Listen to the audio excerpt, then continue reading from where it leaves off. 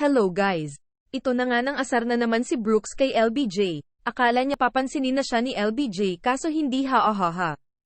Papasin talaga tong si Brooks, nagtala lang naman siya ng 5 points, 4 rebounds, at isang assist at ito guys malala. Ginawa niya yan sa loob ng 25 minutes na paglalaro pa iya malala hihihi. Ayun na nga pinaglaruan lang ng mga batang players ng Rockets ang Lakers.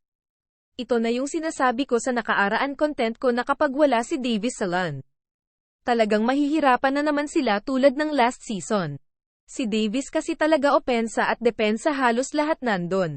Ngayon sa laban nila na wala si Davis talaga namang easy lang sa mga Rockets players. Kahit anong kayod ni LeBron James kulang pa din. Kitang-kita naman yan sa laro nila halos tamarin na lang siya. Umiskor lang si LeBron James ng 18 points at 6 rebounds at ilang assist. Nakikita mo talaga na namimiss niya si Dave. Sa Rockets naman nagtala lang naman si Phil M. Jalen Green ng 28.7 rebounds at si Alperen Senadorgan naman ay may 19.7 rebounds at 4 na assist. Talaga kinain nila ang Lakers sa paint dahil wala si Davis. Kawawa talaga. Sa third quarter din na pinaglaro si LBJ.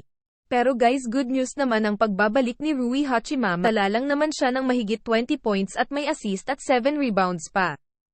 Si D'Lo naman nagtala ng 22 na eskortas. Yung ibang players ng Lakers talagang pabuhat lang. Sinisisi din ng ibang fans ang coach ng Lakers na si Coach Ham. Dahil pa easy lang walang effort. Natalo siguro mga meron ng Lakers fan kaya malala galit. Sabi ko na magmeron kayo pag may Davis hahaha. Abangan na lang natin guys kailan babalik si Davis sa LAN.